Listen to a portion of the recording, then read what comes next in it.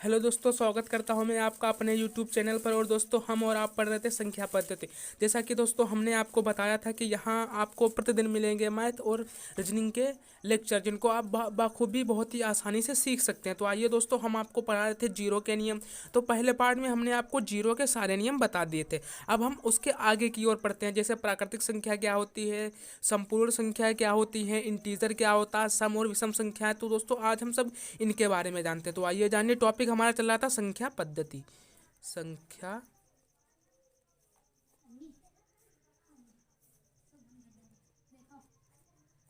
पद्धति, इसको number system भी बोलते हैं दोस्तों। तो आइए दोस्तों, हम और आप जानते हैं कि प्राकृतिक संख्या क्या होती हैं। प्रा प्राकृतिक संख्याएं दोस्तों, इनको बोलते हैं नेचुरल नंबर। तो प्राकृतिक संख्याएं वे संख्याएं होती हैं जिनको हम गिनते हैं, अर्थात गिनती करने वाली संख्याएं ही हमारी प्राकृतिक संख्याएं कहलाती हैं। जैसे एक, दो, तीन, चार, पाँच, कोई भी संख्या ले सकते हैं, आठ, सात, नौ, 10। दोस्तों कितनी भी बड़ी कोई इसी प्रकार से संख्या ले सकते हैं, कोई दिक्कत नहीं है। उसी प्रकार इसमें आएगा 11, फिर आएगा 12, डेड डेड डेड इन्फिनिटी। दोस्तों वे संख्याएं जो गिनती करने वाली संख्याएं होती हैं प्राकृतिक संख्याएं कहलाती हैं। और दोस्तों मैं आपको बता दूं, संख्याओं को कभी गिना नहीं जा सकता। आप संख्याओं को कभी भी गिन नहीं पाएंगी। जैसे एक है, एक के बाद दो आएगा, दो के बाद तीन आएगा, इसी प्रकार संख्याओं को नहीं गिना जा सकता। कोई भी संख्या हो, अगर जो आप जानने की उसके आगे क्या आएगा, तो उसमें आप एक जोड़ दीजिए, फटाक से उसके आगे की संख्या आ जाएगी। तो दोस्तों गिनती करने वाली संख्या ही प्राकृतिक संख्याएं कहलाती हैं। अब हम जानते हैं संपूर्ण संख्याएं क्या होती हैं। संपूर्ण संख्याएं या पूर्ण संख्याएं। नंबर दो, पूर्ण संख्याएं।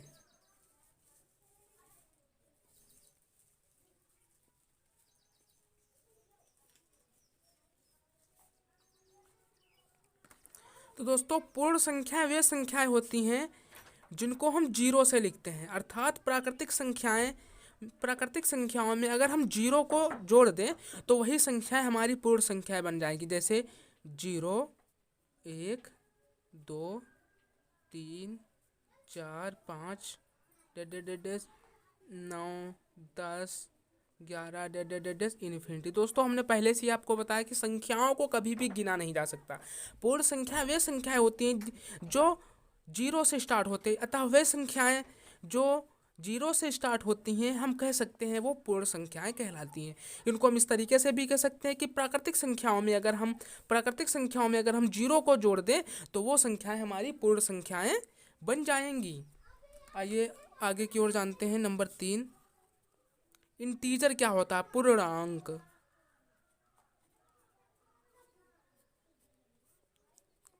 तो दोस्तों पूर्णांक, जैसा कि हम और आप जानते हैं, पूर्णांक का अर्थ होता है पूरा अंक। पूरा अंक यानी वो कोई भी संख्या हो, चाहे वो प्लस की हो या माइनस की हो, बस वो पूरी होनी चाहिए, अर्थात वो दशमलव में नहीं लिखी होनी चाहिए, वही हमारा पूर्णांक होता है। और जितने भी नंबर होते हैं, प्लस माइनस जितने भी नंबर होते हैं, यही सब मिलकर पूर्णांक कहलाते हैं। जैसे हम यहाँ पर जीरो ले लें तो इधर आएगा एक, दो, तीन, चार, डेड इन्फिनिटी। और इधर आएगा माइनस का वन, इधर आएगा माइनस का टू, माइनस का थ्री, डेड इन्फिनिटी। दोस्तों जितने भी नंबर प्लस और माइनस के होते हैं ये सब मिलकर पूर्णांक कहलाते हैं। बशर्ते शर्त ये है कि पूर्णांक एक पूरा अंक होता है, वो संख्या दशमलव में आपको नहीं मिलेगी। अब पूर्णांक भी दो टाइप के होते हैं दोस्तों। पूर्णांक जो होते हैं वो दो टाइप के होते हैं। ये जो प्लस की जो संख्याएं हैं, इधर ये जो प्लस की संख्या इनको बोलते हैं धनात्मक पूर्णांक यानी पॉजिटिव इंटीजर। और इधर की जो ये जो माइनस की संख्याएं हैं दोस्तों, इनको बोलते हैं निगेटिव इंटीजर यानी ऋणात्मक पूर्णांक। ये हमारे ऋणात्मक पूर्णांक है और ये हमारे धनात्मक पूर्णांक है। अगला नंबर है सम संख्या।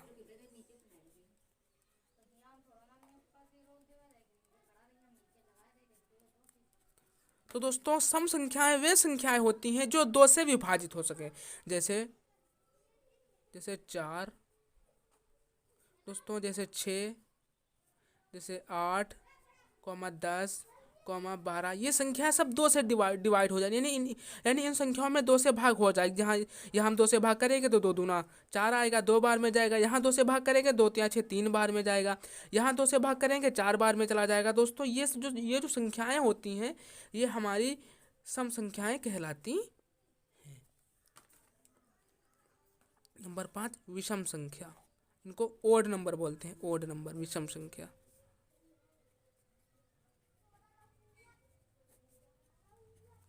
दोस्तों विषम संख्या सम संख्या की उल्टी होती है। जैसे जो सम संख्याएं होती हैं वो 2 से विभाजित हो जाती हैं, लेकिन जो विषम संख्याएं होती हैं वो 2 से कभी भी विभाजित नहीं हो सकती। जैसे 1 2 से कभी नहीं विभाजित होगा।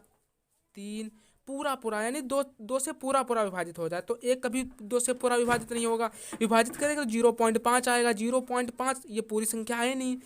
इससे हम यहाँ 3 के हम 2 से भाग करेंगे तब भी पूरा नहीं विभाजित होगा। उसी प्रकार 5 यहाँ पास, 7 यहाँ पास, 9 यहाँ पास, 11 यहाँ पास, 13 डेढ़ यानी वह संख्या विषम संख्या कहलाती हैं दोस्तों, जो 2 से विभाजित ना हो, यानी जिसमें 2 से भाग ना की जा सकी हो। या हम ऐसे भी कह सकते हैं वे संख्याएं विषम संख्याएं होती हैं जिनके पूरे जोड़े ना बने। जैसे दोस्तों हम अगर जो यहाँ पास अगर जो हम 4 को ले लेते हैं तो यहाँ हमारे जोड़े बन जाएंगे 2,2 पूरे जोड़े बनने हैं। अगर जो यहाँ पास हम ले लेते हैं 3, तो 3 में क्या हम जोड़े बना पाएंगे? नहीं बना पाएंगे। यानी एक तरफ हम 1 रखेंगे, दूसरी तरफ हम 2 रखेंगे। तो ये संख्याएं विषम संख्याएं होती हैं और ये संख्याएं सम संख्याएं होती हैं दोस्तों। अगला नंबर भाज्य संख्या।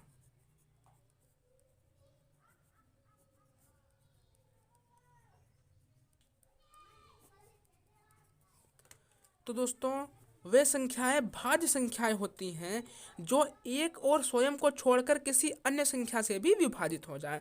अर्थात हम कह सकते हैं वे संख्याएं भाज्य संख्याएं होती हैं जो एक और स्वयं को छोड़कर किसी अन्य संख्या से विभाजित हो जाए। जैसे 4 दोस्तों, 4 1 से विभाजित हो जाएगा, 2 से भी विभाजित हो जाएगा और 4 से भी विभाजित हो जाएगा। तो यही तो मेरे कहने का मतलब है कि वे संख्याएं भाज्य संख्याएं कहलाती हैं जो एक और स्वयं को छोड़कर किसी और संख्या से विभाजित हो जाए। जैसे 6, ये 1 से विभाजित हो जाएगी, 1 से सभी संख्या विभाजित हो जाएंगी, और 6 से भी विभाजित हो जाएगी, और ये 2 से विभाजित हो जाएगी, 3 से भी विभाजित हो जाएगी। उसी प्रकार 8 1 से विभाजित हो जाएगी, 8 से विभाजित हो जाएगी, 2 से विभाजित हो जाएगी, 4 से विभाजित हो जाएगी। इस प्रकार जितनी भी संख्याएं होती हैं दोस्तों वे सब भाज्य संख्याएं कहलाती हैं। अगला नंबर है अभाज्य संख्याएं।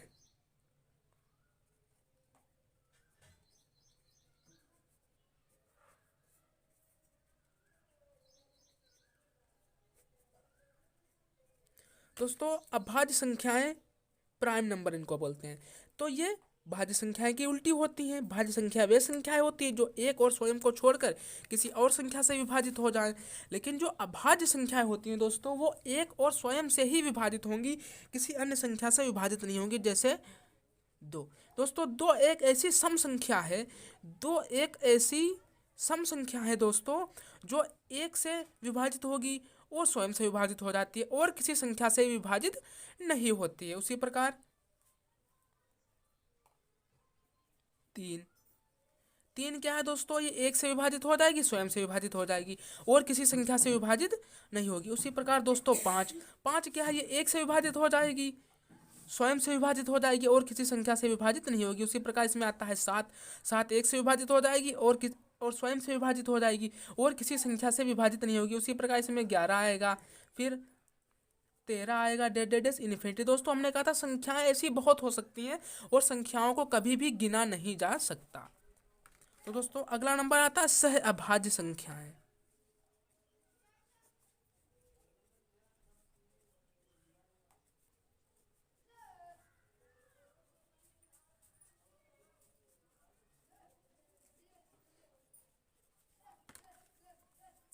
तो दोस्तों सहअभाज्य संख्याएं क्या होती हैं?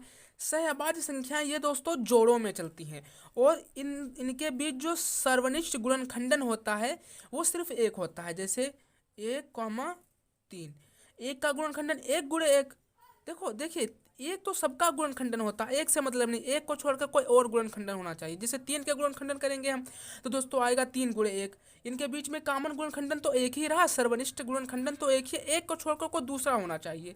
उसी प्रकार हम ले सकते हैं 2, 5। 2 के टुकड़े करेंगे 2 × 1, 5 के टुकड़े करेंगे 5 × 1। लेकिन जो गुणनखंडन जो मैच होगा वो एक ही मैच होगा, एक से हमको मतलब नहीं रहता। उसी प्रकार इसमें आएगा 3 × 7। इस प्रकार की संख्याएं जो होती हैं दोस्तों वो सहभाज्य संख्याएं होती हैं। यानी सहभाज्य संख्याएं वे संख्याएं होती हैं जिनके बीच कॉमन गुणनखंडन सिर्फ एक हो और कोई गुणनखंडन कॉमन गुणनखंडन ना हो, तो ये संख्याएं सहभाज्य संख्या कहलाती हैं। परिमेय संख्याएं,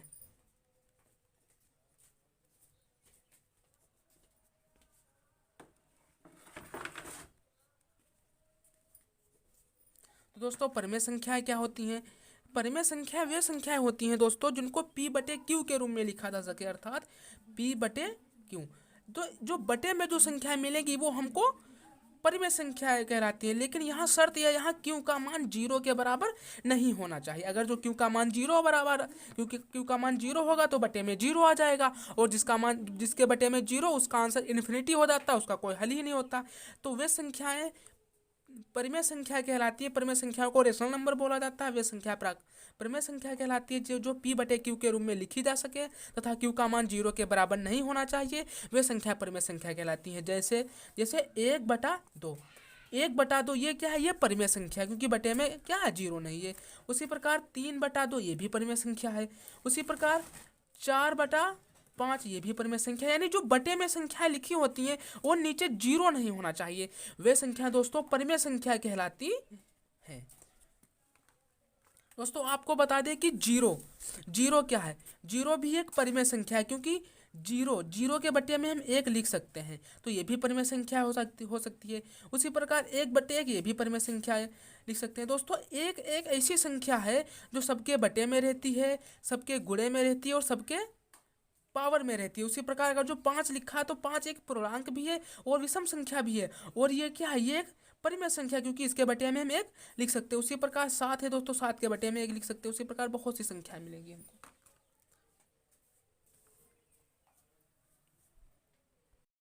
दोस्तों अगली संख्या अपरिमेय संख्या है। अपरिमेय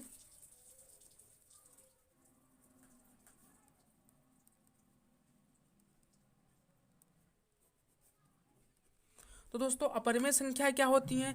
दोस्तों मैं आपको बता दूं, अपरिमेय संख्याएं वे होती है जिनको P/Q के रूप में नहीं लिखा जा सकता, अर्थात ये संख्या हमको अंडर रूट में मिलती हैं।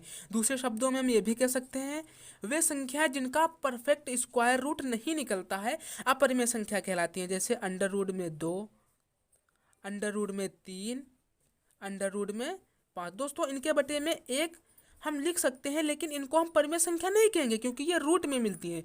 जो संख्या हमको रूट में मिलती हैं वे अपरिमेय संख्या होती हैं। जैसे अंडर रूट 7, अंडर रूट में 11, डेट इज इन्फिनिटी।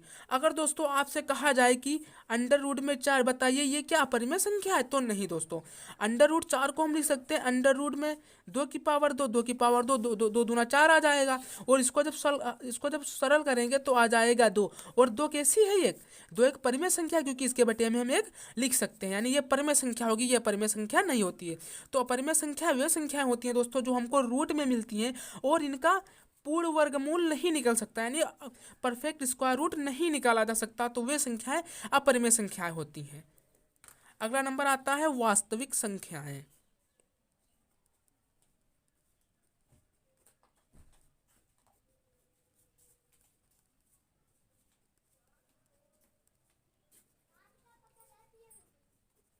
तो दोस्तों वास्तविक संख्याएं क्या होती हैं? वास्तविक संख्याएं वे संख्याएं होती हैं जो परिमेय और अपरिमेय मिलकर बनाती हैं। इसमें 2 प्रकार की संख्याएं आती हैं, जैसे परिमेय संख्या, परिमेय संख्या प्लस अपरिमेय संख्याएं।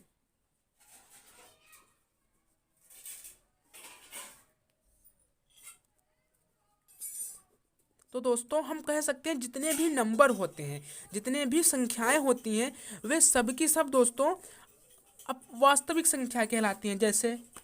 जैसे इसमें आएगा 1, 0, 0/1 लिख सकते हैं। ये क्या है, परिमेय संख्या है। इसमें अंडर रूट हम 2 भी लिख सकते हैं, अंडर रूट 3 लिख सकते हैं, 4 लिख सकते हैं, 5 लिख सकते हैं, अंडर रूट में 6 लिख सकते हैं। इसी प्रकार बहुत सी संख्याएं कि दोस्तों वे संख्याएं अब वास्तविक संख्या कहलाती हैं दोस्तों, जिसमें परिमेय और अपरिमेय संख्याएं होती हैं। अर्थात हम कह सकते हैं परिमेय और अपरिमेय संख्याएं मिलकर ही वास्तविक संख्याएं बनाती हैं। तो आइए दोस्तों आगे की ओर जानते हैं अवास्तविक संख्या किसे कहते हैं। अवास्तविक संख्या, अवास्तविक संख्या।